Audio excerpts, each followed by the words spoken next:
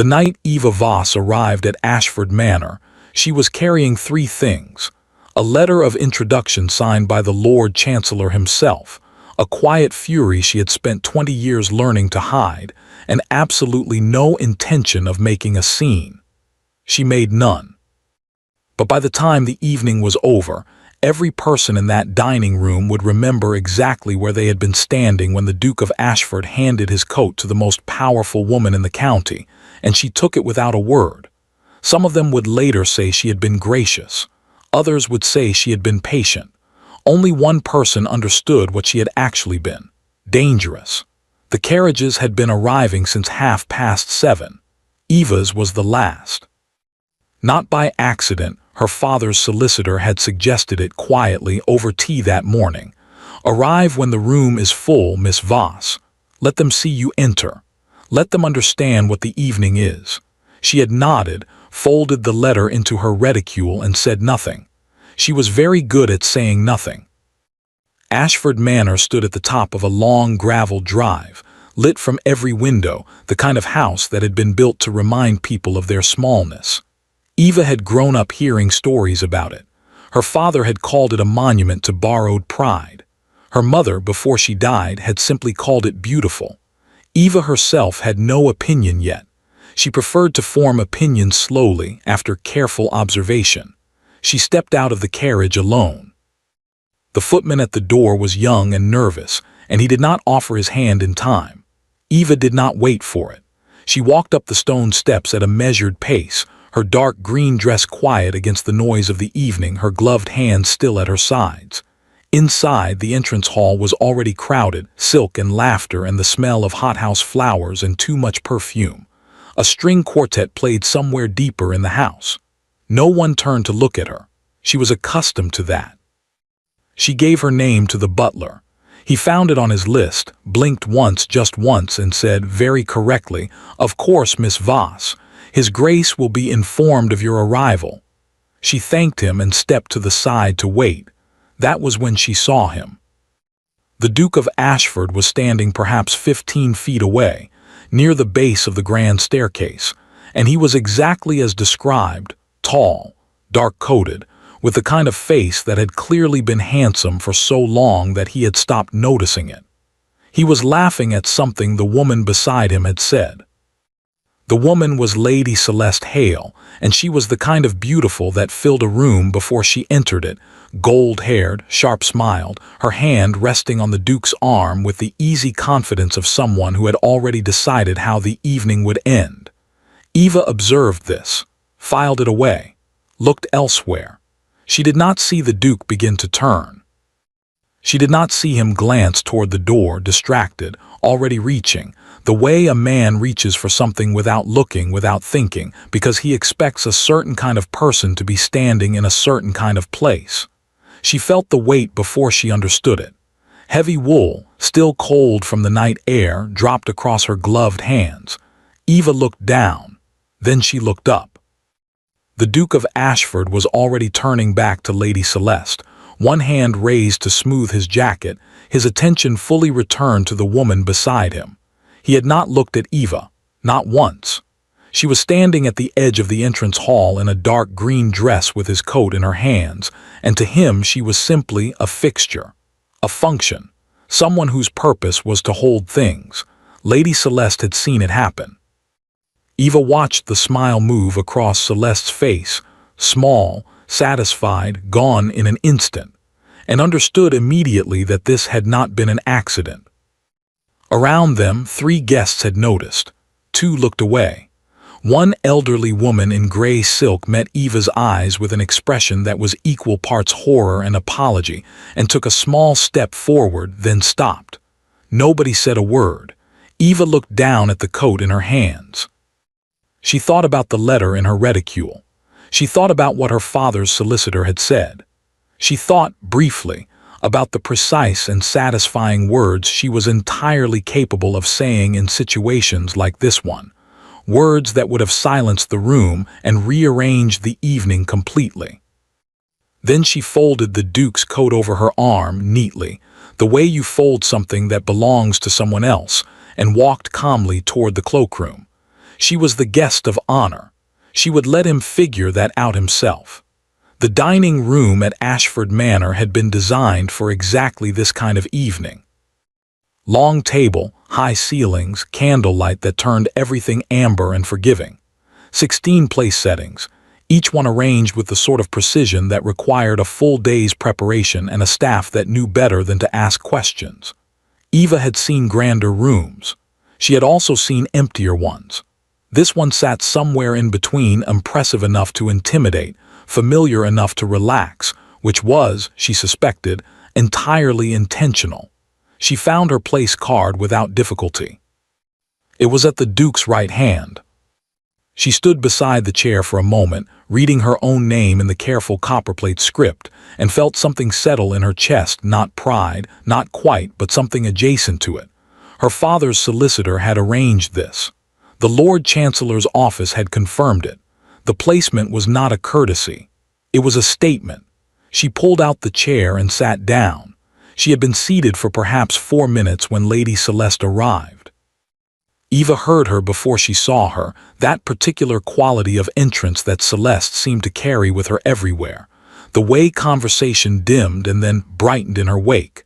The way men straightened almost without knowing they were doing it.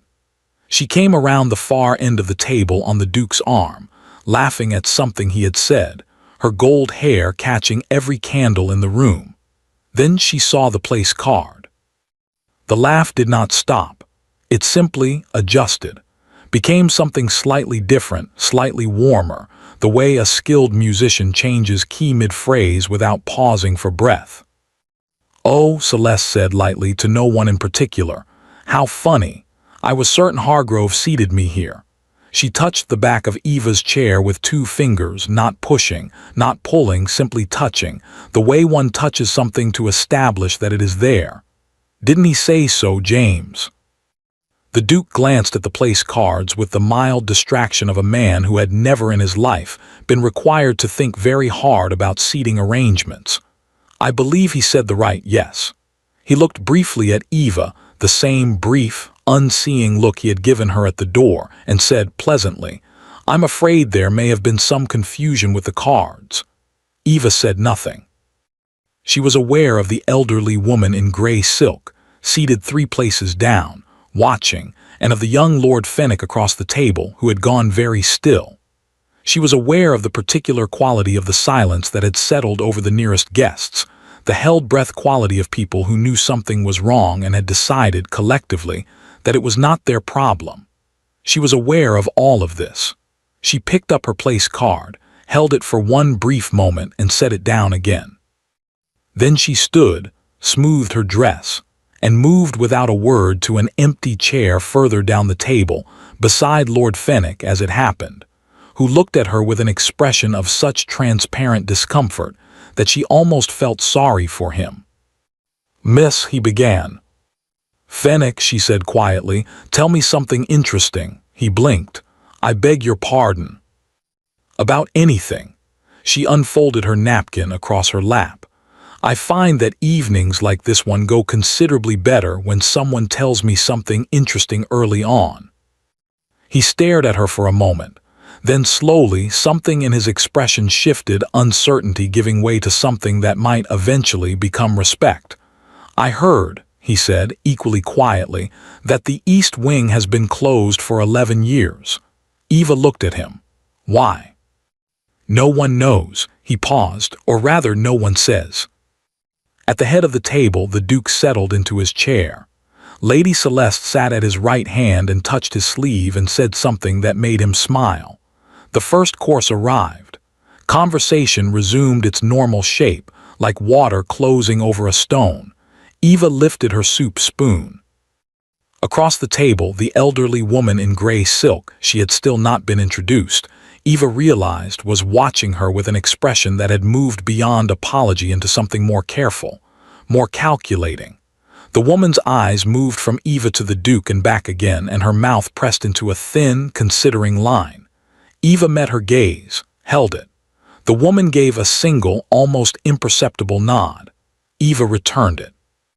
She did not know yet who the woman was. She did not know that by the end of the evening, that small exchange across a dinner table would matter more than anything else that had happened tonight, more than the coat, more than the chair, more than Celeste's careful, practiced smile. She only knew that somewhere in this house, a butler had her name on a list, and that the Duke of Ashford had not yet read it. The dessert course arrived at 9:30. Eva had eaten methodically, spoken pleasantly with Lord Fenwick, who had turned out to be genuinely interesting once he stopped being frightened, and had not looked at the head of the table more than twice. Both times, the Duke had been looking at Celeste. Both times, Celeste had been looking back with the focused attention of a woman who understood exactly what she was doing. Eva had looked away both times, quickly, cleanly. She was finishing her second glass of wine when it happened. It came from the far end of the table, an older gentleman she did not recognize, heavy-set, with the red-cheeked look of a man who had been drinking since before he arrived. He had been talking loudly for the better part of an hour, the way men like him always talked at dinners like this one, filling space with noise and expecting the room to be grateful. Eva had been successfully ignoring him. Then his voice rose above the rest. "Voss," he said, pointing a thick finger down the length of the table with no particular concern for manners. "Eva Voss, I knew your father, tremendous man, tremendous." He paused, apparently satisfied with this. Then louder, "You're the one who bought the Whitmore Holdings last spring, aren't you? The entire northern portfolio." The table did not go quiet all at once. It went quiet the way a fire goes out. One corner first, then the next, until there was nothing left but silence and the faint sound of the string quartet playing something no one was listening to anymore. Eva set down her wine glass. "I am," she said. "Thought so." The old gentleman nodded vigorously. "Damned impressive. My solicitor said it was the largest private land acquisition in 3 counties in 40 years. Said whoever pulled it off either had nerves of iron or didn't understand what they were doing." He squinted at her. "You understood, didn't you? It was not a question." "Yes," Eva said, "I understood." Silence. Not the polite, conversational kind. The other kind, the kind that meant something had shifted in the room and everyone was waiting to find out in which direction. Eva did not look at the head of the table. She did not need to. She could feel it, the exact moment the Duke of Ashford stopped looking at Lady Celeste and looked, for the first time that evening, at the woman sitting in the wrong chair.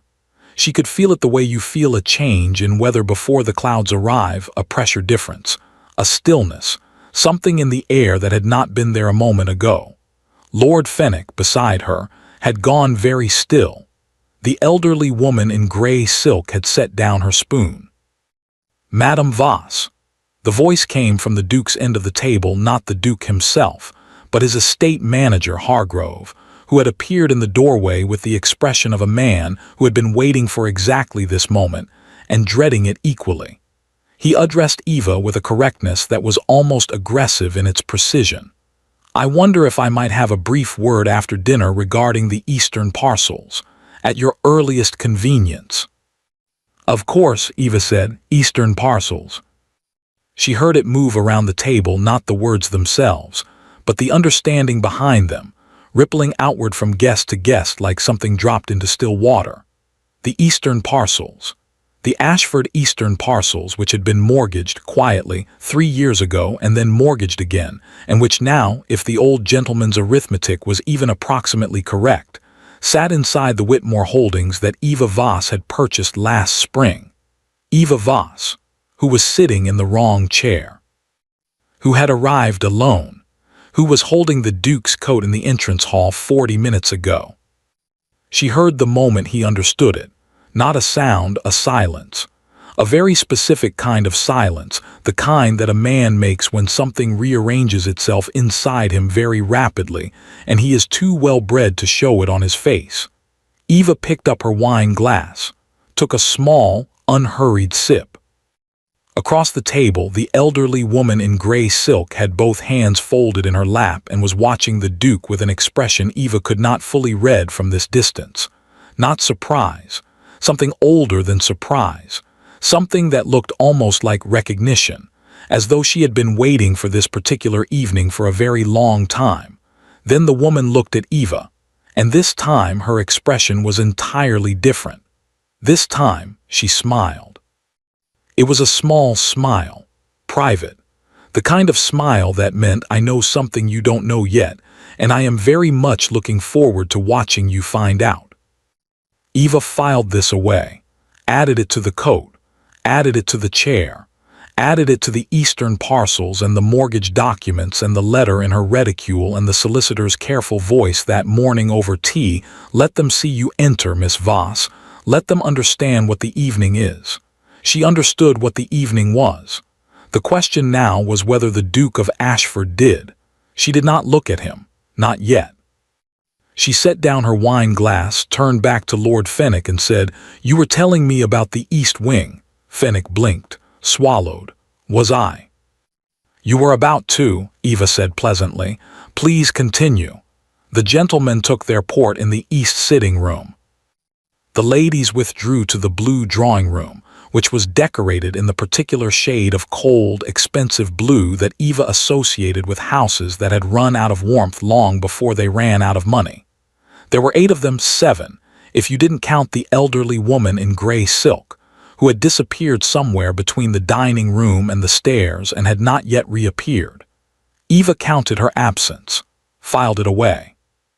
She took a chair near the window, slightly apart from the main cluster of sofas, and accepted a cup of tea she did not intend to drink. Around her, conversation resumed its normal evening shape: marriages, estates, the weather in Bath, someone's daughter who had made a very surprising match in October. Eva listened without appearing to listen, which was a skill she had developed early and practiced often. She was on her 3rd minute of this when Celeste sat down beside her. Not across from her, beside her, close enough that their skirts touched, close enough that whatever was said would not carry. "You're very quiet," Celeste said. "I'm a quiet person," Eva said. Celeste smiled. It was a beautiful smile, genuinely beautiful, Eva thought, not performed. That was the thing about Celeste that Eva had understood within the first 10 minutes of watching her across a dinner table. She was not stupid. She was not simply decorative. She was careful and she was patient, and she had very good instincts about people, which made her considerably more interesting than Eva had initially expected, and considerably more dangerous. "James feels terrible," Celeste said, "about the confusion this evening." Eva looked at her. "Does he?" "He's very conscientious underneath it all. People don't always see that." Celeste tilted her head slightly, the way a person does when they are arranging their expression into something sympathetic. "I hope you won't judge him too harshly based on one evening. First impressions can be so misleading." Eva said nothing. Celeste continued, unhurried.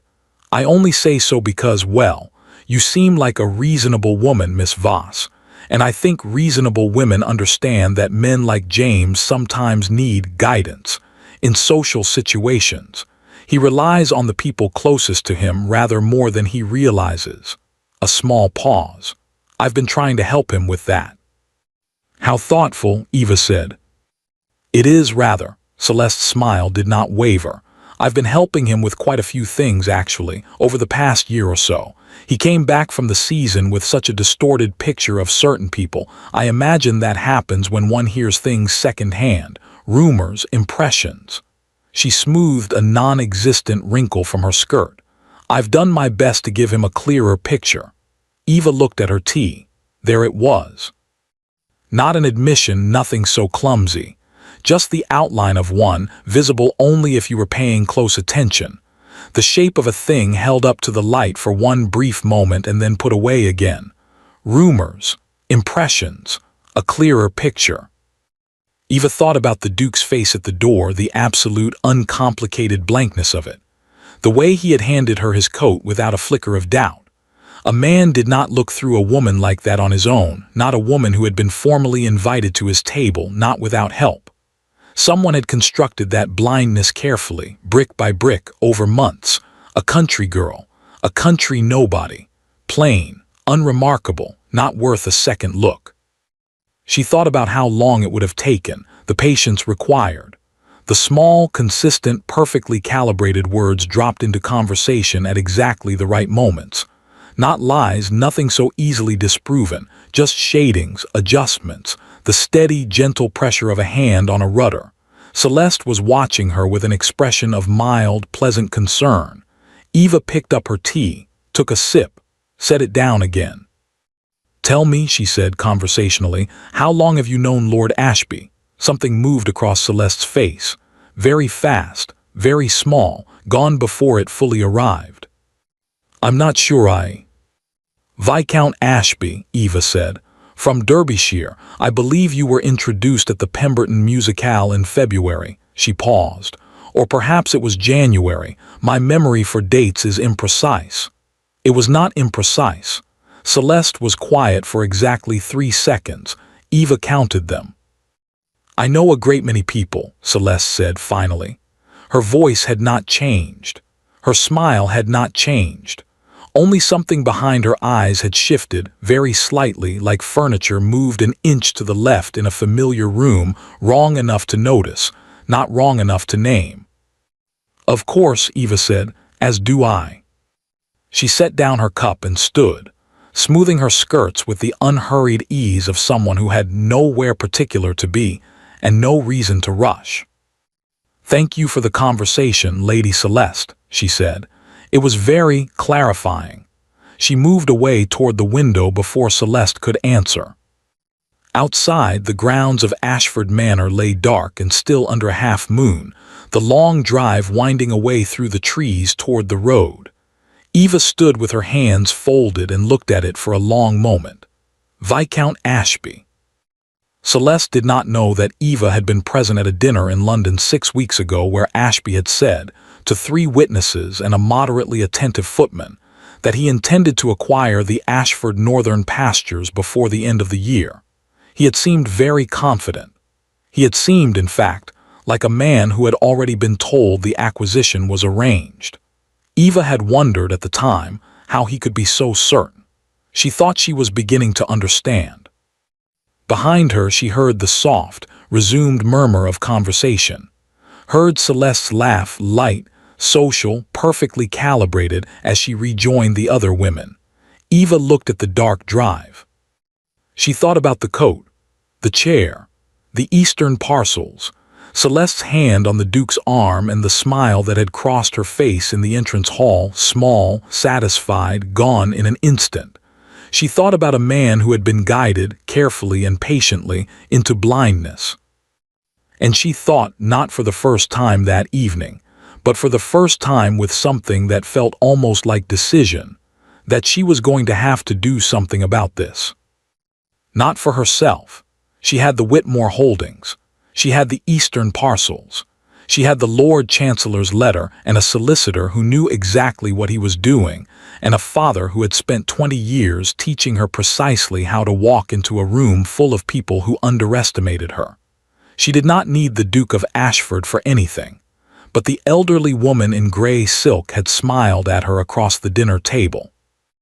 And Eva Voss had never been very good at walking away from a problem once she understood its shape. She had decided to leave before breakfast. Not dramatically, no packed trunks in the hallway, no pointed farewells. Simply a quiet word to Hargrove in the morning, a carriage ordered for 9 o'clock and gone. Clean, uncomplicated. The kind of exit that left no material for gossip because there was nothing to describe. Miss Voss. Oh, she left early. Prior engagement, I believe. Eva was good at those exits. She had practiced them. She was in the East Corridor, returning to her room from the library.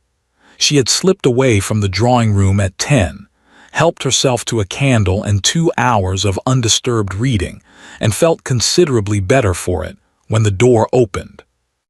Not a guest room door. The door at the far end of the corridor, the one that led to what Fenwick had told her over dinner was the private sitting room, the one kept specifically for the Duke's mother, who had, until this moment, not appeared at any point in the evening. The woman who stepped into the corridor was small and white-haired, and moved with the deliberate, unhurried precision of someone who had learned a long time ago that speed was unnecessary when you already knew where everything was going. She was wearing a dark blue dressing gown and carrying a single candle, and she did not look remotely surprised to find Eva standing in her corridor at midnight. Eva recognized her immediately. Gray silk, the woman from the dining room. "Miss Voss," the Duchess said, not a question. "Your Grace," Eva said.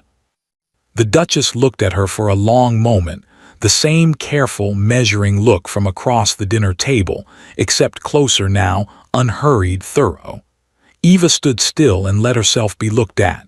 She had been looked at by formidable women before. She had learned not to fill the silence. "You're leaving in the morning," the Duchess said. "I had intended to, yes." The Duchess moved past her, unhurried, to the small bench beneath the corridor window and sat down with the ease of someone sitting in their own kitchen. She set her candle on the sill. Then she looked at Eva and said simply, "Sit down." Eva sat.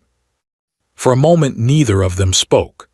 Outside the window, the grounds lay quiet under the half-moon, the same view Eva had been staring at an hour ago from the drawing room, except from a different angle, which made it look almost like a different place entirely. "I was not well enough to come down to dinner," the Duchess said. "I watched from the gallery." Eva absorbed this. The gallery above the dining room, of course. She had not looked up. She rarely looked up. She filed this away as a useful reminder. "The coat," the Duchess said. "Tell me what you thought." Eva considered the question carefully. Not what she felt, the Duchess had not asked that. "I thought," she said, "that it had been arranged." "It had." The Duchess's voice was flat and precise.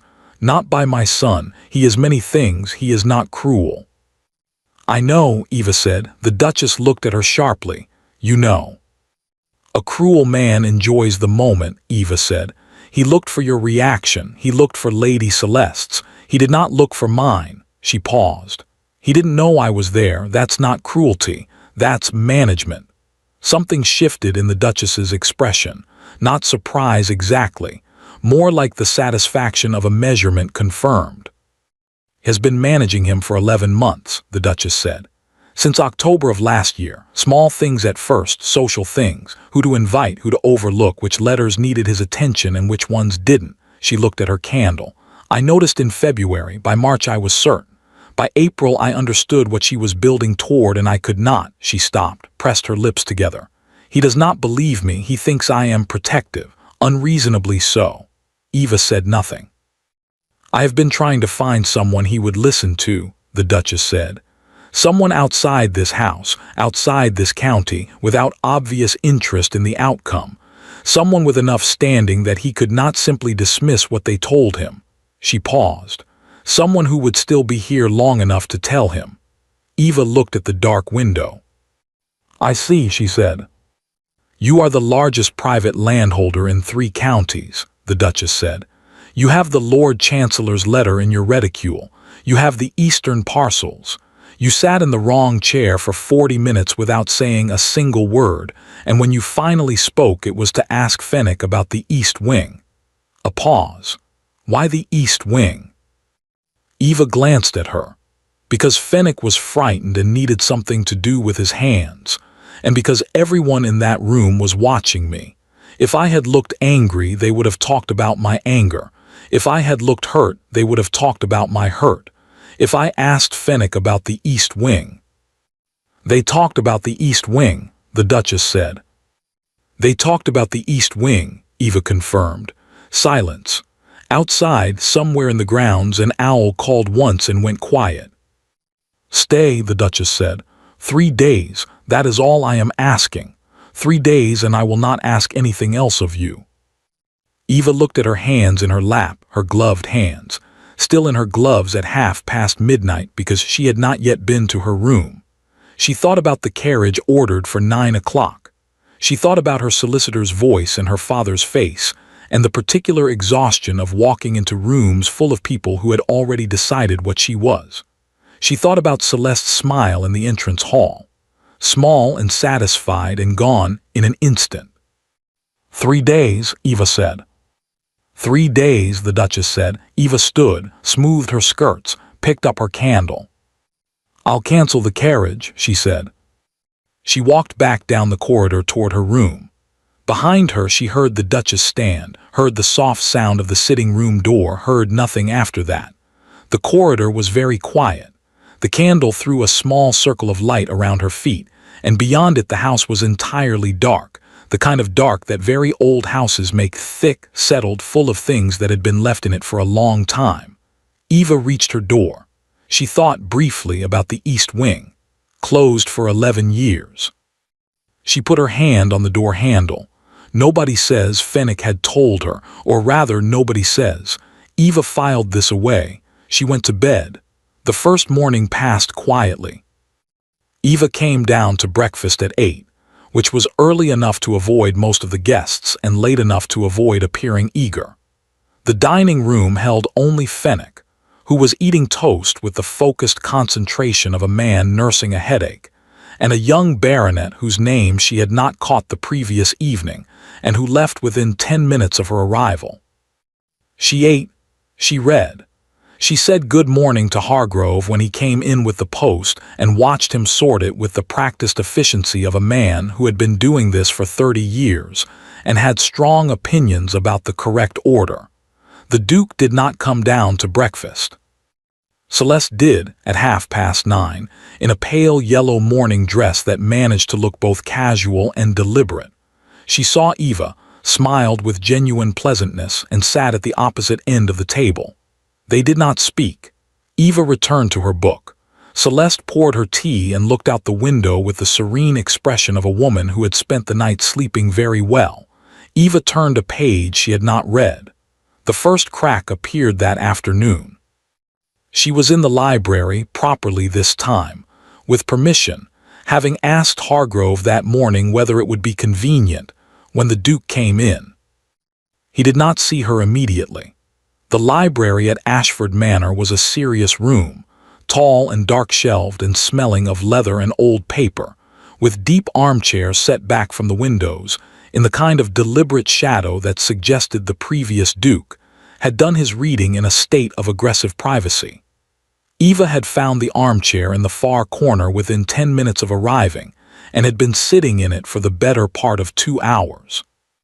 The Duke went straight to the desk. He was carrying a folded document and wearing the expression of a man with somewhere to be, distracted, purposeful, already thinking about the next thing. He opened the top drawer, put the document in, closed it. Then he turned to leave. He stopped. He had seen her.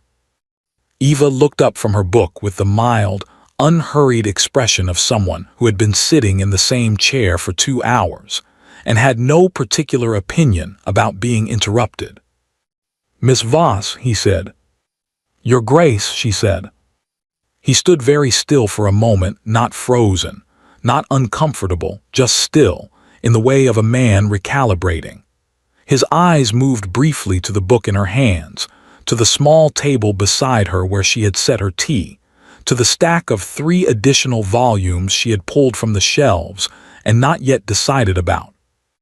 "Hargrove said you were using the library," he said. He was kind enough to offer it. "Of course," a pause. "I hope it's that is, you have everything you need." "I do, thank you." Another pause, longer this time. Eva returned her eyes to her book, not pointedly, simply. The way you return to something you were doing before you were interrupted. She heard him take a breath. "Miss Voss." His voice had changed slightly, the purposeful quality gone, replaced with something more careful. "I owe you an apology." Eva looked up. He was standing in the middle of the library with his hands at his sides and his jaw set at the angle of a man who had prepared a speech and was now finding it inadequate. He looked, she thought, considerably less certain than he had looked in the entrance hall the previous evening. Less assembled.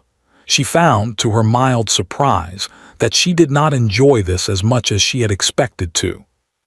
"The evening did not," he began. The door opened.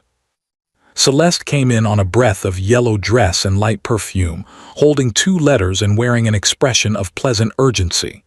James, Hargrove needs you in the study, something about the northern boundary, oh. She stopped, looked at Eva, smiled. Miss Voss, how lovely are you finding everything you need? Perfectly, thank you, Eva said. Celeste touched the Duke's sleeve. It won't take long, I think. Hargrove seemed anxious. She glanced at the letters in her hand with a small frown as though she had just noticed something. Actually, James, this one is addressed to you, but it came in with my correspondence. I nearly missed it entirely. You should look at it before the meeting. She held it out. The Duke took it, looked at it briefly, then at Eva, then back at the letter. We'll continue this, he said to Eva. Of course, Eva said. They left. The door closed. Eva sat for a moment looking at the middle distance. Then she looked at the closed door. The letter had been at the bottom of Celeste's small stack, half tucked beneath the other envelopes. Eva had very good eyes and a long-standing habit of reading things upside down from across rooms, a skill her governess had deplored and her father had quietly encouraged. The handwriting on the envelope had not been Hargrove's. It had not been the estate office's standard copperplate. It had been small, cramped, hurried, the handwriting of someone who did not write formal correspondence very often. She had not recognized the hand, but she had recognized the seal. Small, dark red, a specific device that she had seen once before, pressed into the wax of a different letter on a different occasion in a different county. Viscount Ashby's seal. Eva closed her book. She sat with this for a long moment, the letter, the timing, the neat efficiency of Celeste's entrance, the way the apology had been interrupted before it could finish becoming one. Then she stood, reshelved the 3 books she had not read, and went to find the Duchess. The second crack appeared at dinner.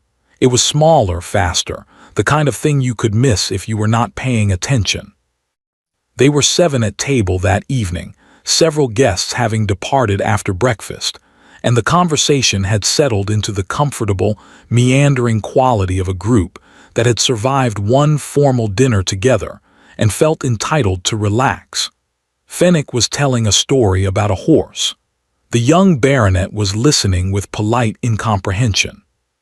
Celeste was at the Duke's right hand again, and Eva was beside Fenwick, and the Duchess, who had come down to dinner for the first time, causing a brief, carefully suppressed ripple of surprise among the remaining guests, was at the foot of the table.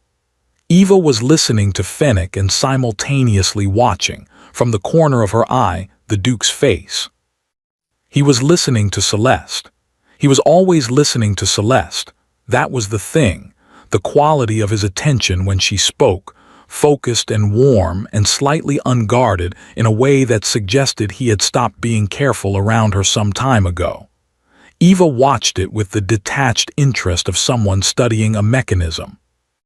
Then Celeste said something. Eva caught only the end of it, something about the Whitmore holdings, something light and passing, said with a small laugh, and the Duke smiled. It was a specific smile, the kind of smile that means I've heard this before. Eva set down her fork. She looked at her plate. The Whitmore holdings, her holdings, and a smile that meant it was not the first time the subject had come up at this table in this room with this woman providing the commentary. She picked her fork back up. Across the table, the Duchess was looking at her. Eva met her eyes for exactly 1 second. The Duchess looked away. Fenwick finished his story about the horse. The baronet laughed uncertainly. Celeste touched the Duke's arm and said something else, lower this time, and the Duke nodded with the comfortable ease of a man receiving information he trusts from a source he has never thought to question. Eva ate her dinner. She thought about the letter, the seal, the smile. She thought about 11 months of very careful, very patient work. She thought about the East Wing, closed for 11 years, and the specific way Fenwick had said nobody says, not nobody knows, but nobody says. And she thought that she was beginning to understand that there were several things in this house that nobody said, and that at least some of them were connected. She looked at the Duke's profile in the candlelight, the set of his jaw, the quality of his attention, the particular blindness of a man who had been guided into a corner so gradually he had mistaken it for a room. She thought, 3 days. Today was the first. The second morning began with fog. It came in from the valley sometime before dawn and settled over the grounds of Ashford Manor with the quiet, proprietary confidence of weather that intended to stay. By the time Eva came down to breakfast, the gardens had disappeared entirely. The gravel drive had become a gray suggestion, and the trees at the edge of the park were only shapes, present but uncertain, the way things look when the light refuses to commit. Eva stood at the breakfast room window for a long moment and looked at it. Then she poured her tea and sat down and thought about the seal. She had told the Duchess about it the previous afternoon, briefly, precisely, without elaboration. The Duchess had listened with her hands folded in her lap and her eyes on the middle distance, and when Eva finished she had said nothing for long enough that Eva began to wonder if she had heard. Then she said, "Ashby has been trying to acquire the northern pastures for 2 years. James refused him twice. He stopped asking after last October, when Celeste arrived." Eva had turned this over in her mind for the remainder of the afternoon and through most of dinner, and for a considerable portion of the previous night, examining it from different angles the way you examine a piece of furniture you suspect has a hidden drawer, pressing here, testing there, looking for the place where the surface gives. The shape of it was clear enough. Celeste close to the Duke, managing his correspondence, controlling his impressions, steering him away from alliances that did not serve her purpose. Ashby waiting. The northern pastures sitting there, patient as land always is, while above them 2 people arranged the conditions of their transfer without the owner's knowledge. What Eva did not yet have was proof. Not the kind that could be shown. Not the kind that a man who trusted someone completely would accept from a woman he had handed his coat to in a hallway. She needed something specific, something that could not be reframed, could not be softened, could not be absorbed into one of Celeste's careful, smiling explanations and returned to him in a different shape. She drank her tea. She thought. It was Hargrove who found her at 10:30 in the corridor outside the estate office. He came around the corner carrying a ledger and stopped when he saw her with the expression of a man who has been wanting to say something for some time and has not yet decided whether to say it. Eva looked at him steadily. Hargrove had been at Ashford Manor for 31 years. Eva knew this because she had asked Fenwick, who knew everything about everyone in the house with the helpless, compulsive thoroughness of a man who simply could not stop paying attention. 31 years, which meant he had served the previous Duke and the one before that, which meant that whatever happened in this house, Hargrove had almost certainly watched it happen, filed it carefully, and said nothing to anyone. "Miss Voss," he said. "Mr. Hargrove," she said. He looked at the ledger in his hands, then at the corridor, then at her. "The Eastern parcels," he said carefully, "are not the only matter outstanding between this estate and the Whitmore holdings." Eva waited. "There is a question," Hargrove said, "regarding the drainage easements along the southern boundary, a question that has been pending for some months. His Grace has been meaning to address it." He paused. "He has been meaning to address it since February. Each time the correspondence was prepared, it was delayed." Eva looked at him. "Delayed," she said. "Yes." Hargrove's voice was entirely neutral, entirely correct, entirely the voice of a man who was not saying anything except exactly what he was saying. "I prepared the initial letter myself in February, and again in March, and again in April." A pause. "Each time I was informed that His Grace had decided to wait." "Were you informed by His Grace?" Hargrove looked at the ledger. "The instructions," he said precisely, "came through Lady Celeste, who conveyed that His Grace preferred to address the matter in person at a more convenient time." Eva said nothing. "I thought," Hargrove said, that as you are here and as the matter is outstanding, it might be convenient to discuss it directly with you this morning." He looked up at her. "If you were available." "I am available," Eva said.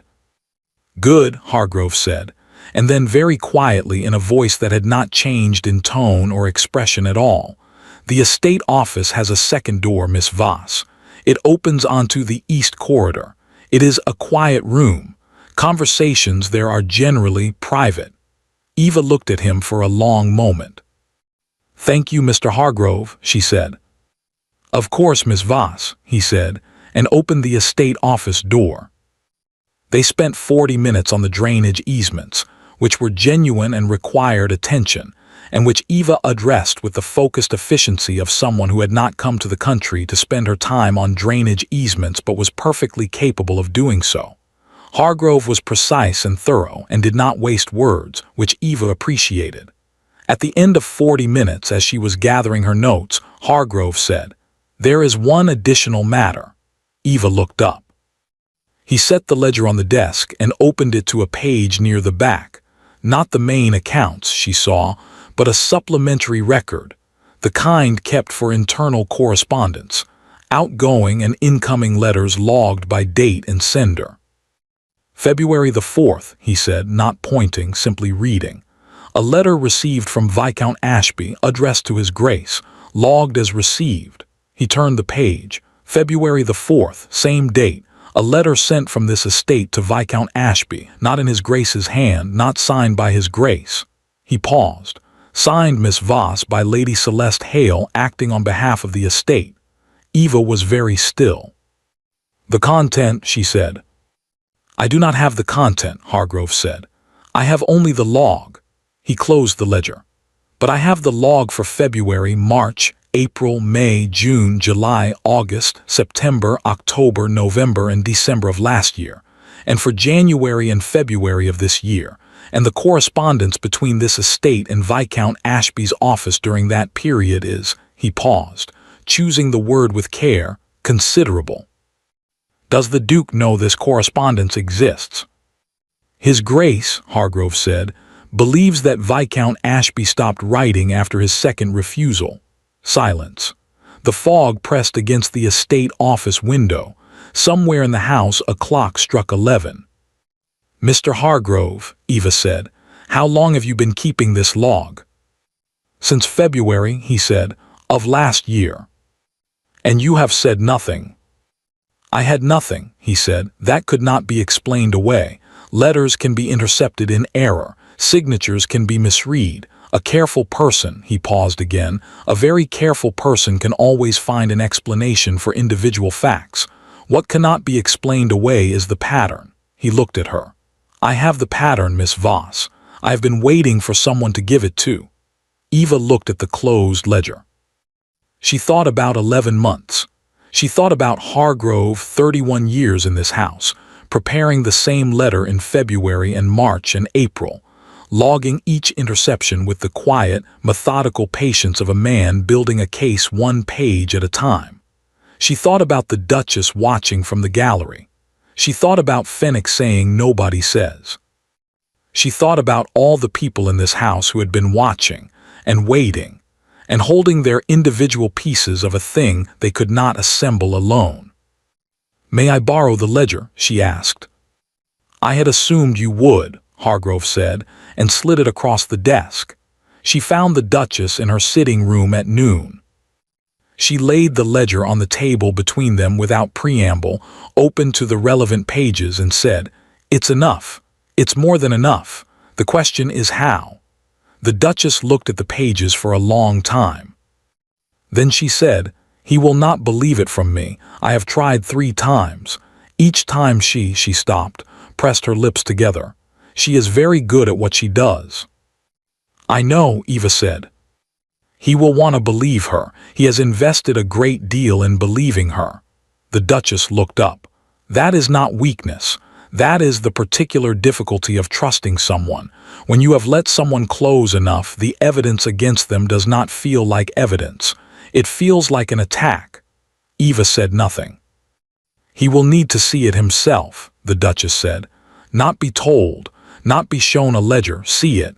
Something he cannot explain away because he watched it happen with his own eyes. Eva looked at the window. The fog was beginning to lift. Slowly, at the edges first, the way fog always lifted. Not all at once, but in pieces. The shapes of things becoming gradually less uncertain. The trees at the edge of the park resolving themselves back into trees. She doesn't know about the ledger, Eva said. No. She doesn't know what Hargrove has been doing. No. She thinks, Eva said slowly, that she has managed this, all of it, that everything is still arranged the way she arranged it. She paused, which means she will keep arranging. The Duchess was quiet. If she believes she is about to lose something, Eva said, she will act quickly, and if the Duke is watching, she will show him herself, the Duchess said softly. Yes, another silence. What are you proposing? The Duchess asked. Eva looked at the ledger. At the careful, patient rows of dates and names that Hargrove had been building for 11 months in a quiet room that conversations in were generally private. I am going to tell her, Eva said, that I am leaving tomorrow. The Duchess looked at her sharply. She has been managing the situation, Eva said. She believes she is in control of it. If she thinks I am leaving, if she thinks the threat is removing itself, she will relax. And if she relaxes, she becomes careless, the Duchess said. Everyone does, Eva said, when they think they've won. She closed the ledger. Outside, the last of the fog was dissolving. The grounds of Ashford Manor lay gray and damp and very still, and the drive was visible again all the way to the road, and the trees were entirely themselves once more, solid, certain, exactly where they had always been. Tonight, the Duchess said. Tonight, Eva said. She found Celeste in the blue drawing room at 2:30. She did not sit down. She stood near the door with her gloves in her hand and her expression pleasant and said, I wanted to let you know, Lady Celeste, that I'll be leaving tomorrow morning. Early. I don't want to disrupt the household. Celeste looked up from her embroidery. Something passed through her eyes very fast, very small. The same thing Eva had seen at dinner. The furniture moved an inch, the wrongness that was almost imperceptible. Then she smiled. How disappointing, she said warmly. We've so enjoyed having you. You're very kind, Eva said. I'll let James know, Celeste said. I'm sure he'll want to say goodbye properly, after, well, a small pause, a perfectly calibrated note of sympathy. After the confusion of the first evening, I know he's been wanting to make things right. There's no need, Eva said pleasantly. Please don't trouble him, she left. She walked back down the corridor to her room and sat on the edge of the bed and looked at the wall for a moment. Then she thought, tonight, it happened at dinner.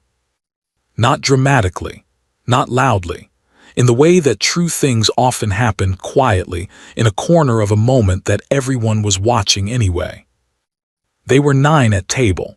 The fog had brought several guests indoors earlier than planned, and the dining room felt fuller and warmer than the previous evening, conversation running easily across the table, wine poured generously. Celeste was at the Duke's right hand. Eva was beside Fenwick. The Duchess was at the foot of the table. Eva was not watching Celeste. This was deliberate. She had positioned herself in conversation with Fenwick and the young baronet, animated enough to be convincing, consistent enough to be forgettable, and she had not looked at Celeste directly in 40 minutes, which meant Celeste had stopped watching her. The letter arrived with the second course. A footman brought it on a small tray addressed to the Duke, marked urgent, the kind of thing that would normally have been held until after dinner. Hargrove was not in the room. The footman, Eva noted, was one of the younger ones, recently hired, not yet fully absorbed into the particular ecosystem of a long-established house. Celeste saw it first.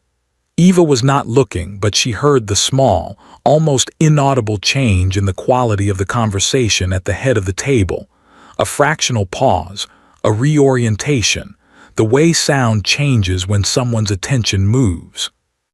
"I'll take that," Celeste said to the footman, pleasantly, naturally, the way someone speaks when they have said the same thing many times before and it has always worked. "It's addressed to His Grace, my lady," the footman said. "Yes, I know. I'll see that he gets it after dinner. He doesn't like to be interrupted at table." The footman hesitated. This was the crack. Not a dramatic crack, not a loud one, just the hesitation of a young footman who had, apparently, been given different instructions by someone else that morning and was not quite sure what to do about it. "I was told," the footman said carefully, "to deliver it directly to His Grace, my lady. Those were my instructions." Celeste's hand, which had been extended toward the tray, did not move. 2 seconds. 3. Eva was looking at Fennec and hearing every word. "James," Celeste said, and her voice had changed almost imperceptibly, but changed, the warmth thinning slightly at the edges. "This is unnecessary. Tell him to leave it with me." The Duke had been listening. Eva could hear it in the quality of the silence, the particular attention of a man who had just noticed that a thing was happening that he did not understand. "Give it here," the Duke said, not to Celeste, to the footman. Another silence. The letter changed hands. The footman withdrew. The table had gone quiet in that particular way, the fire going out way, corner by corner. Eva watched Fennec's face. He was looking at his plate with the focused attention of a man who was absolutely listening to everything happening at the other end of the table. She heard the envelope open. She heard nothing for a long moment. Then the Duke said, very quietly, in a voice Eva had not heard from him before, not the pleasant distraction of the entrance hall, not the careful apology of the library, but something older and flatter and considerably more dangerous. "Hargrove." Hargrove appeared in the doorway as though he had been standing just outside it, which Eva suspected he had. "Your Grace." "The estate office," the Duke said, "after dinner." "Of course, Your Grace." Hargrove withdrew. Celeste said something low, quick, the tone of someone redirecting. Eva heard the Duke respond in monosyllables, heard Celeste try again, heard the silence that followed. Eva picked up her wine glass. Beside her, Fennec exhaled very slowly. "Miss Voss," he said quietly, not looking at her. "Fennec," she said, equally quietly. "Did you," he stopped, started again, "is this?" "Eat your dinner," Eva said. He ate his dinner. At the head of the table, the Duke was looking at the letter in his hand, and his face was very still, and Celeste was talking and he was not answering, and the candles were burning down, and somewhere in the house the clock was ticking toward the end of the evening, the end of the second day, and Eva sat beside Fennec and drank her wine and did not look at anyone at the other end of the table. Not yet. The house was quiet by 11. Not the comfortable quiet of a household settling into sleep, the tighter, more careful quiet of a house in which something was happening in one room and everyone else had decided, collectively and without discussion, to be somewhere else. Eva heard it as she walked back from the library, the quality of the silence in the corridors, the way the footmen had found reasons to be on the upper floors, the way the drawing room had emptied itself with unusual efficiency after dinner. Everyone knew. Not the specifics, perhaps, but the shape of it. The letter, the Duke's voice calling for Hargrove, Celeste's face at the table after the kind of face that a very composed person makes when something has gone wrong that they cannot yet fix and they are deciding rapidly what to do about it. These things traveled through a household the way weather traveled through a valley, not as information, but as atmosphere. You felt it before you knew it. Eva went to her room. She did not undress. She sat in the chair beside the window with the lamp turned low and the ledger on the table beside her. Hargrove had returned it that afternoon with 3 additional pages she had not seen before, pages that extended the correspondence record forward to the previous week, and she looked at the dark grounds and thought. She thought about the Duke's face when he read the letter. She had not seen it directly, she had been watching Fennec, but she had seen enough. The stillness of it. The particular quality of a man becoming very careful very quickly. The way you become careful when something underneath you has shifted, and you are not yet certain how much. She thought about what the letter contained. She did not know precisely. But Ashby's seal, Hargrove's log, and the accumulated patience of 11 months of careful record-keeping together suggested that whatever the Duke had read at his own dinner table had been sufficient. Sufficient, perhaps, but not complete. She had learned from her father and from her own considerable experience of rooms full of people who had arranged things without her knowledge, that sufficient was not the same as understood. A man could see evidence and still not see clearly, still look for the explanation that hurt least, still find the angle from which things appeared differently, still want, badly enough to make it matter, to be wrong about what he had seen. She picked up the ledger, set it down again. It was 11:30 when she heard the footsteps in the corridor. Not the efficient, purposeful footsteps of a servant on an errand, slower, less certain. The footsteps of someone who had started walking before they had entirely decided where they were going. They stopped outside her door. A pause, long enough that Eva set down the ledger and turned toward the door. The knock came, quiet, not imperious, not the knock of a duke accustomed to doors opening at his approach. The knock of a man who was not certain he had the right. Eva stood, crossed the room, opened the door. The Duke of Ashford was standing in the corridor in his evening clothes with his coat open and his cravat loosened, and the look of a man who had been sitting alone in a room for 2 hours, thinking very hard about something, and had arrived at the far end of it in worse condition than he started. He was holding the letter. He looked at her for a moment without speaking. "Miss Voss," he said. "Your Grace," she said. Another pause. He looked at the letter in his hand, then at her, then at some point past her shoulder, the way people look when they are assembling something they would rather not say but have decided to say anyway. "May I?" he began. "Yes," Eva said, and stepped back from the door. He did not sit. He stood near the window, the same window she had been sitting at, the dark grounds beyond it, the half-moon, with his hands at his sides and the letter still in one hand. And he was quiet for long enough that Eva, who had sat back down in the armchair and folded her hands in her lap, began to observe the specific texture of his discomfort with the careful attention she gave to most things. It was not the discomfort of a guilty man. It was not the discomfort of a man performing an apology because he had been told to. It was something more interior than that. The discomfort of a man in the process of revising something he had believed for a long time, which was its own particular kind of pain, distinct and not small. She had felt it herself once. She recognized it. "I read the letter," he said finally. "I assumed," she said. "It was from Ashby." He looked at the window. He believed, apparently, that the northern pastures had been, that we had reached an understanding about the transfer. A pause. He was writing to confirm the terms, that we had agreed on. Eva said nothing. "I had not agreed on anything," the Duke said. "I had not spoken with Ashby since the spring of last year, when I refused him." He turned the letter over in his hand. He seemed surprised in the letter that I had not confirmed.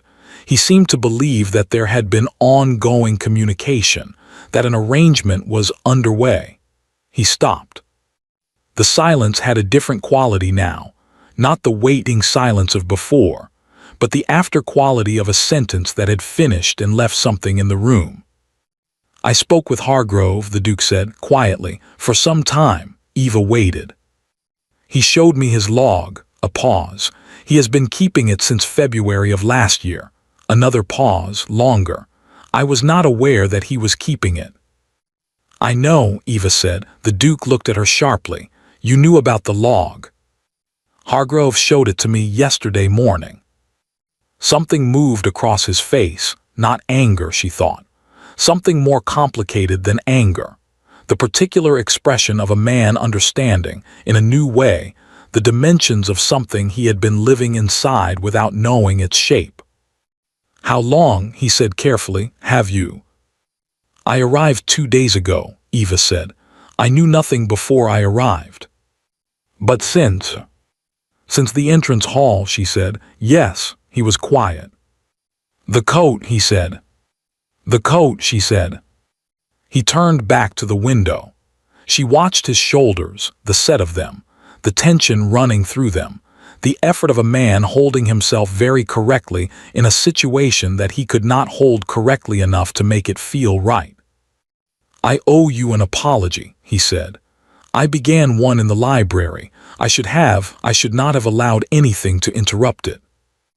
"You did not know you were being interrupted," Eva said. "That is not," he started again. "That is not an excuse. I should have seen, earlier, many things I should have." He pressed his lips together. "The coat, the chair at dinner, the way you were. I did not even see you arrive. I was told you were." He stopped again. He did not finish the sentence. Eva thought he probably could not finish it without saying what he had been told, and she thought he was not ready yet to say that out loud. "Miss Voss," he said, I am deeply sorry for the coat, for the chair, for every—" He paused, and she heard the weight he was putting on the next word, the effort of making it carry everything he meant by it, "for every evening and every letter and every impression that I allowed to, that I did not question, that I should have questioned. I am sorry." Eva looked at him. He was facing the window, not her. She could see his reflection in the dark glass, imprecise, shadowed, the reflection of a man who had spent the last 2 hours dismantling something and had not yet decided what to build in its place. She thought about what she wanted to say. She had imagined versions of this, not obsessively, not dramatically, but in the idle, preparatory way she imagined most things, in the back of her mind while she was doing other things. She had imagined saying something precise and final that closed the matter cleanly and left no room for misunderstanding. She had imagined saying nothing at all. She had imagined the particular satisfaction of letting him stand in his own discomfort without offering him anything to hold on to. What she found, sitting in the armchair with the low lamp and the dark window and the Duchess's ledger on the table beside her, was that none of those versions felt accurate. "You handed me your coat, Your Grace," she said. "I held it, that is all." He turned. She met his eyes and held them, and she kept her expression exactly where it was, not cold, not warm, not forgiving, not accusing. Simply present, simply herself in a chair in a room at 11:30, being looked at by a man who was finally looking. The silence stretched. "That is not all," he said quietly. "No," she said, "it isn't." He looked at her for a long moment. Then he looked at the letter in his hand, and then at the window, and then at the floor, and Eva watched him do this, the movement of his attention, the way it kept returning and not finding a place to settle, and she thought that he was not a stupid man. He had never been a stupid man. He was a man who had trusted the wrong person and had been systematically relieved of the information he would have needed to know it, and that was a different thing entirely. It did not excuse it, but it was a different thing. "What will you do?" he asked. "Tomorrow?" "Leave," she said. He looked up. "I told Lady Celeste this afternoon," Eva said, "that I would be leaving in the morning. I told her not to trouble you about it." A pause. "She didn't mention it," he said. "No," Eva said. "I didn't think she would."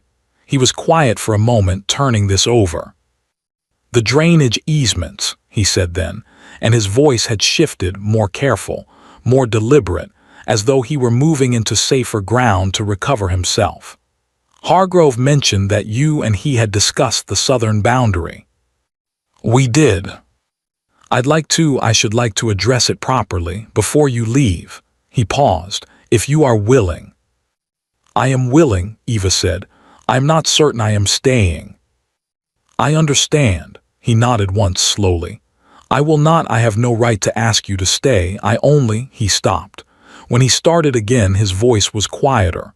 "I find that I would like the chance to be seen clearly, by someone who is," he stopped again.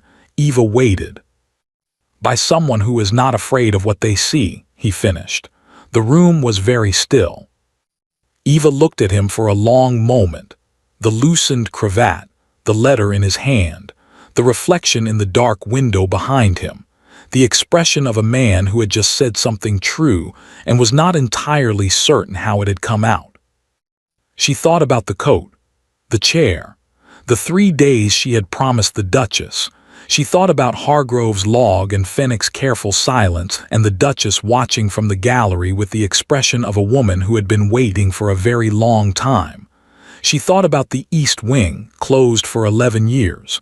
She thought, "Nobody says." "I'll stay for breakfast," she said. It was not much. But she watched something in his face shift, very small, very quiet, the way light changes in a room when a cloud moves, and she thought that perhaps, for tonight, it was enough. He straightened, looked at the letter one last time. Then he set it on the table beside the ledger, and Eva thought this was either unconscious or deliberate and could not decide which, and thought it did not matter. "Good night, Miss Voss," he said. "Good night, Your Grace," she said. He left. The door closed. Eva sat for a moment in the quiet room. Then she looked at the letter lying beside the ledger, Ashby's cramped handwriting, the broken seal, and she thought about a man who had walked down a corridor at past 11, not entirely certain where he was going, and had knocked anyway. She reached over and turned the lamp slightly higher. Then she picked up the ledger and she began, methodically, to read. She was in the breakfast room at 7. Not 8, not 7:30, which was early enough that the fire had only just been lit, and the morning light was still the thin, provisional kind that hadn't yet decided whether to commit. A housemaid looked up from the grate with undisguised surprise when Eva walked in, recovered herself, and disappeared. Eva poured her own tea from the pot on the sideboard and sat down and looked at the grounds through the tall windows. The fog was gone. The morning was clear and cold and very still, the kind of still that felt deliberate, as though the day were holding its breath, waiting to see what would be asked of it. The gardens lay sharp and precise in the early light, every hedge trimmed, every path raked, the whole of it exactly as it had been designed to appear, orderly, controlled, permanent. Eva drank her tea and thought about permanence. She had been up since 5. Not from sleeplessness. She had slept, briefly, with the focused efficiency she brought to most physical necessities, but from the particular restlessness of a mind that had finished processing something and wanted to move. She had read the ledger through to the end. She had sat with it for a while after. Then she had dressed and come downstairs and poured her tea and was now, at 7 in the morning, in a breakfast room in a house she had not intended to stay in, attempting to locate with precision what she actually intended to do. The problem was that she knew.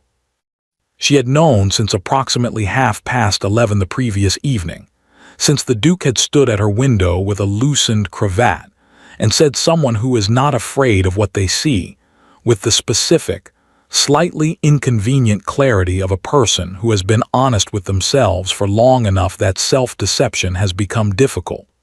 She was not indifferent to him.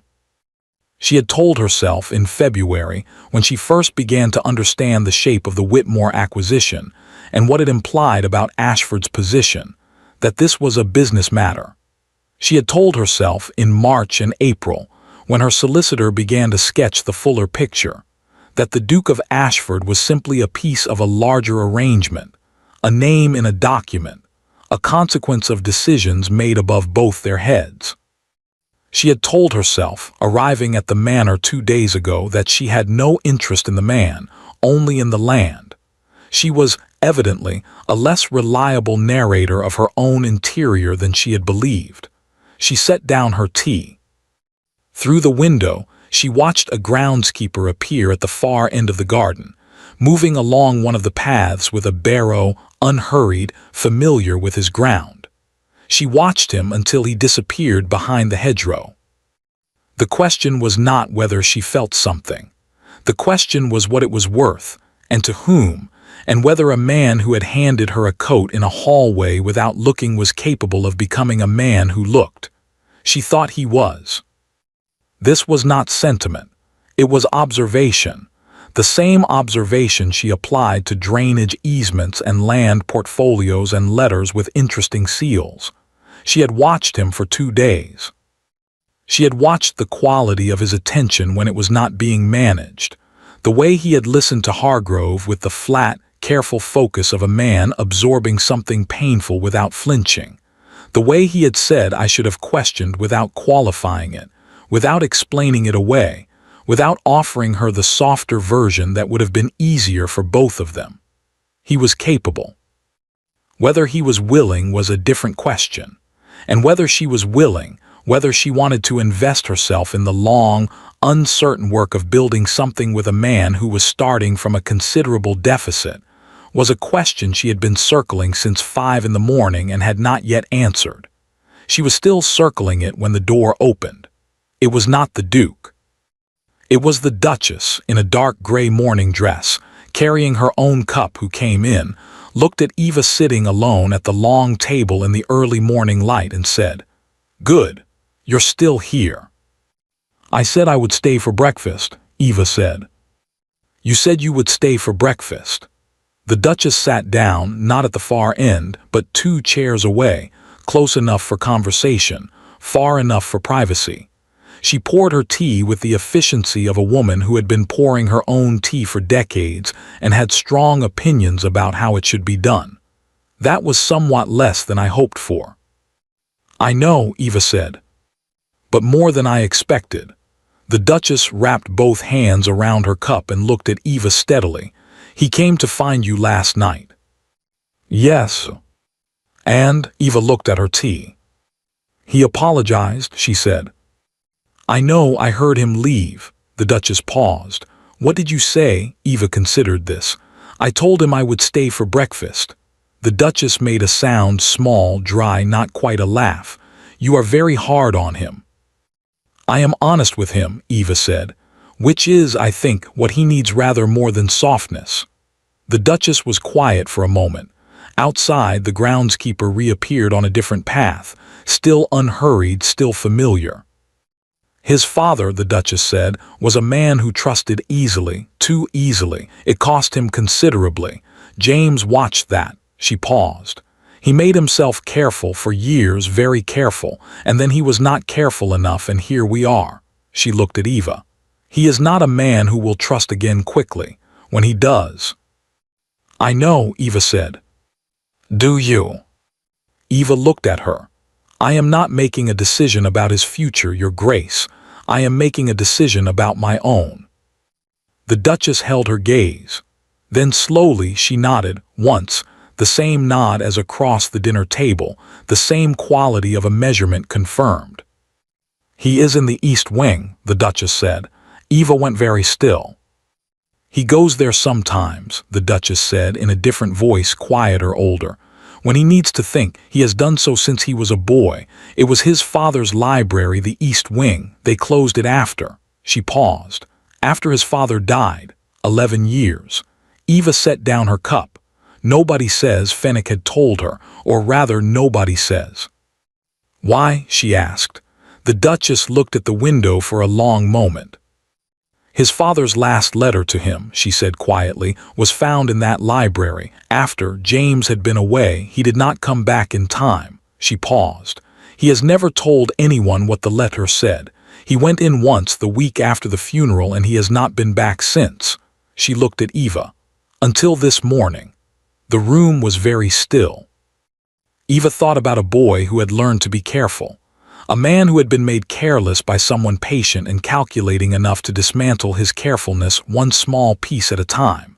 And now a morning, cold and clear and deliberate, and a door that had been closed for 11 years. She stood. The Duchess said nothing.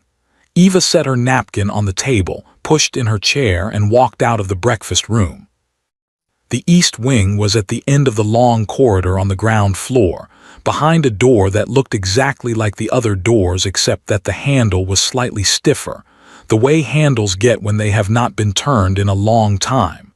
Eva put her hand on it, felt the resistance, applied even, steady pressure until it gave.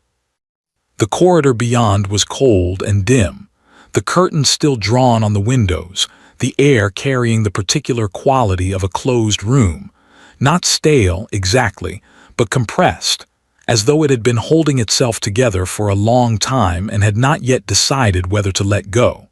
She walked down it quietly. The library was the third door, also closed. She could see light beneath it, a fire lit, which meant someone had been in before her, which meant the Duke had not simply walked in on impulse. He had arranged this, or asked for it to be arranged, which was its own kind of telling. She knocked. A pause. "Come in," he said. The room was smaller than the main library. Older feeling, not because it was older, but because it had been left, and things that are left take on a particular quality of time that other things do not. Books on every wall, a desk by the window, 2 armchairs by a fire that was new and bright and somewhat incongruous with the stillness of everything around it. The curtains on the east window had been opened. Morning light lay across the floorboards in long, precise rectangles. The Duke was standing at the desk with his back to her. He turned when she came in. He looked, she thought, like a man who had been awake for most of the night and had not eaten breakfast and had been standing in a cold room that he had not entered in 11 years and was not entirely certain what he was doing there. He looked, in other words, considerably more human than he had at any point since she arrived. She stood just inside the door and looked at the room. "The East Wing," she said. "The East Wing," he said. "Nobody says." Something moved across his face, surprise, she thought, that she knew, and then something past the surprise that was more complicated. "My mother told you." "This morning, yes." He looked at the desk. On it she could see now there was a letter, not folded, not in an envelope, lying flat and open with the handwriting facing up. Old paper, slightly yellowed. The ink faded to brown at the edges. She did not look at it directly. "I came in here this morning," he said, "and I found it exactly where I left it." He paused. 11 years, and it was exactly where I left it. Another pause. "I'm not certain what I expected." Eva said nothing. "He wrote," the Duke said, "that he had made a great number of mistakes with the estate, with people he should have trusted more carefully and people he trusted who did not merit it." He stopped. "He wrote that he hoped I would learn to tell the difference." A pause, longer, earlier than he had. The fire crackled. Outside, somewhere in the grounds, the groundskeeper was moving along another path. "I have been standing here this morning," the Duke said, "thinking that I have not learned it, that I have done exactly what he stopped, pressed his lips together, that I have made precisely the same mistakes he wrote to warn me about." "You've learned it now," Eva said. He looked at her. "Imperfectly," she said. "Late, not without assistance." She paused. "But you have learned it." He held her gaze for a moment, then he looked at the letter on the desk. "Miss Voss," he said. "Eva." He said her name as though testing the weight of it, whether it was a thing he was allowed to use. There is a great deal I should like to say to you, a great deal I should like to begin. I'm aware that I have given you no reason whatsoever to." He stopped, started again more carefully. "I am not asking you to overlook what has happened. I am not asking you to pretend the entrance hall was other than it was, or the dinner, or any of it." He paused. I am asking whether you would be willing to." He stopped. Eva watched him stand there with the letter on the desk behind him, and the morning light coming through the east window, and the fire doing its best with the cold. And she watched him search for the end of his own sentence and not find it. And she thought that this was, in its way, more honest than anything he could have said. "Walk with me," she said. He blinked. "In the grounds," she said. "This morning, before the other guests are up." She paused. "You can say what you want to say while we walk. I find people say things better when they are moving." He looked at her for a long moment. Then something in him shifted, not dramatically, not loudly, quietly. The way a door opens when the right amount of pressure is applied, not forced, simply moved. "Yes," he said. "Finish your letter first," Eva said. She turned and walked back into the corridor, pulling the door almost shut behind her, not closed, just nearly, giving him the privacy of a room without the privacy of a sealed door. She stood in the cold corridor with her hands folded and looked at the old curtains and the compressed, held-together air, and she thought about a boy who learned to be careful and a man who forgot, and a morning that was clear and still and waiting to see what would be asked of it. She thought, "I will not make this easy for him." And then, very quietly, almost without permission, "But I will not make it impossible either." They walked for an hour.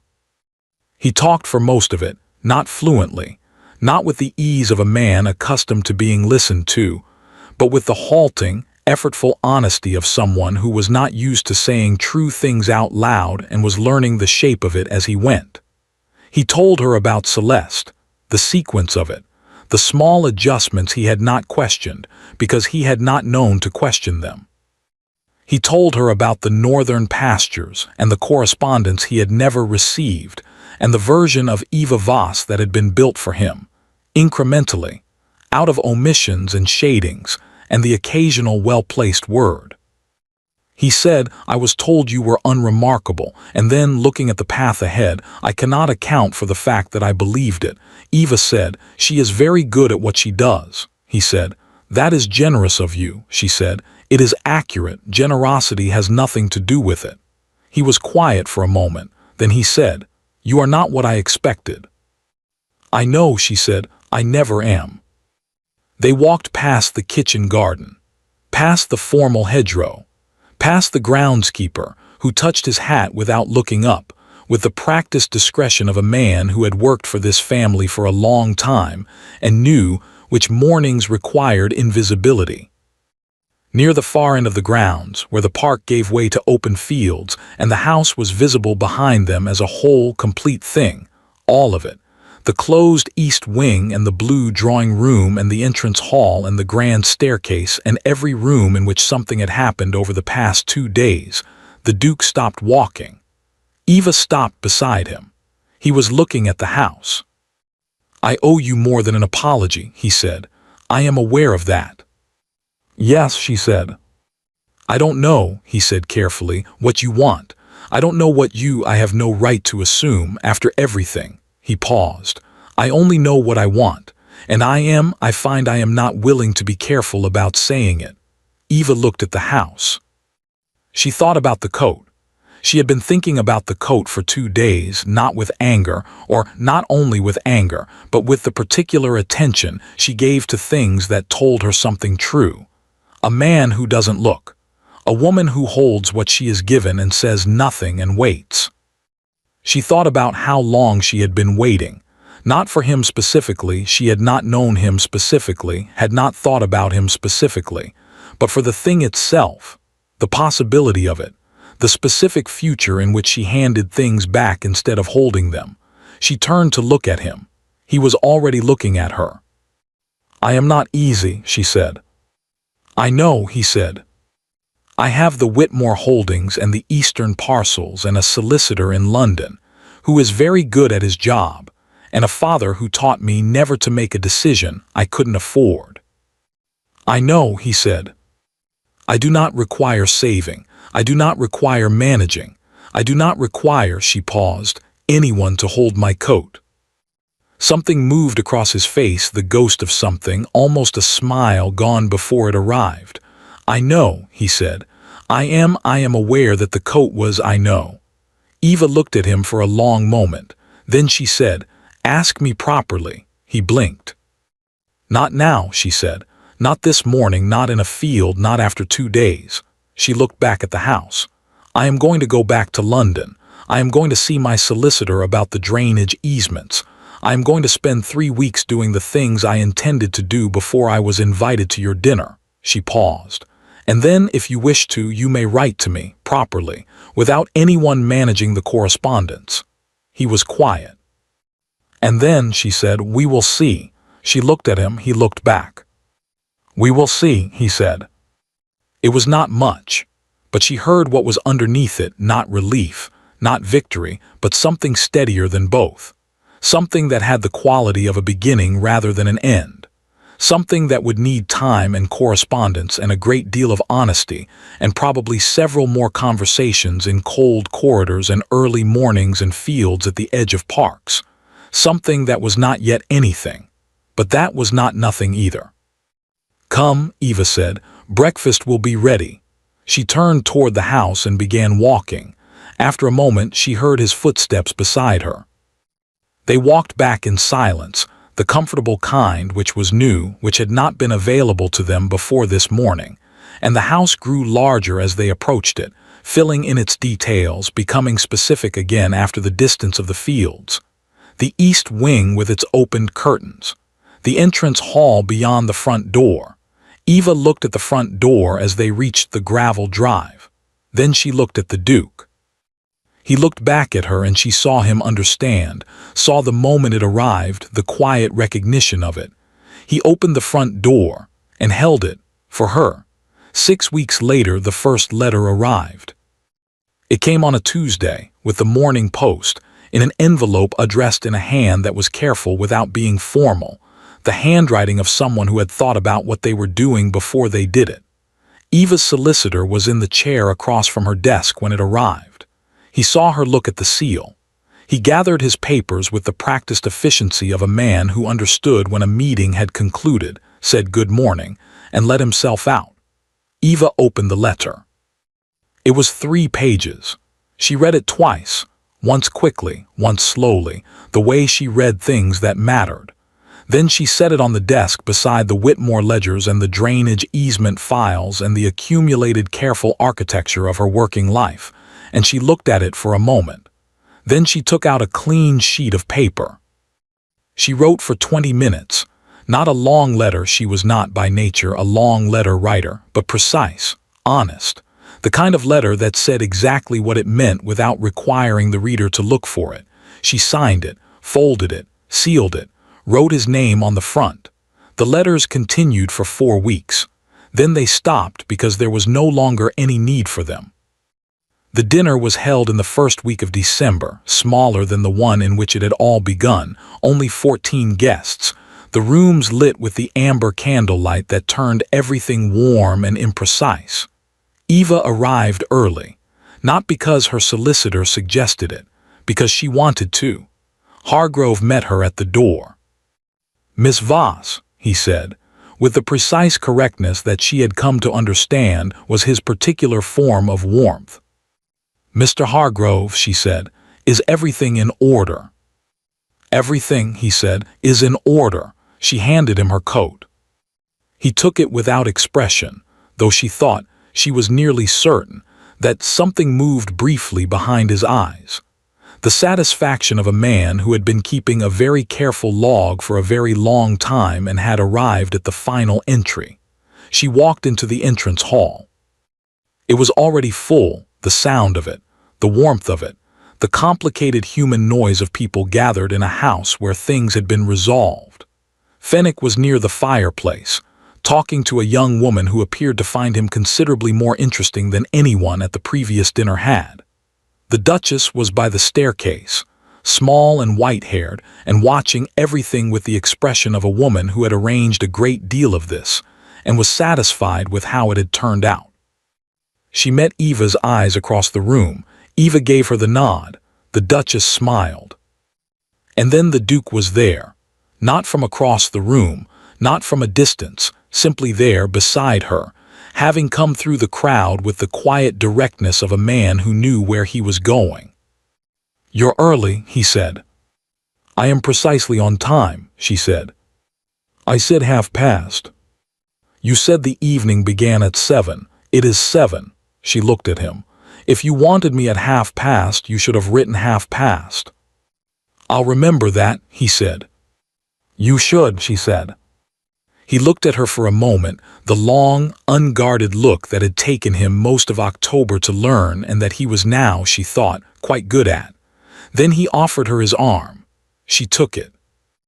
They walked into the dining room together, through the noise and the candlelight, and Eva looked at the long table with its 16 place settings and its careful copperplate place cards, and the chair at the Duke's right hand that had her name on it, written in Hargrove's hand, precise and deliberate and exactly where it had always belonged. She sat down. The Duke sat beside her. Across the table, Fenwick caught her eye and looked away very quickly with the expression of a man attempting, unsuccessfully, not to look pleased with himself. The first course arrived. The evening began. Thank you for listening to the story all the way to the end. Please tell us which city you're watching from and what the story made you feel. Don't forget to subscribe so you won't miss new stories.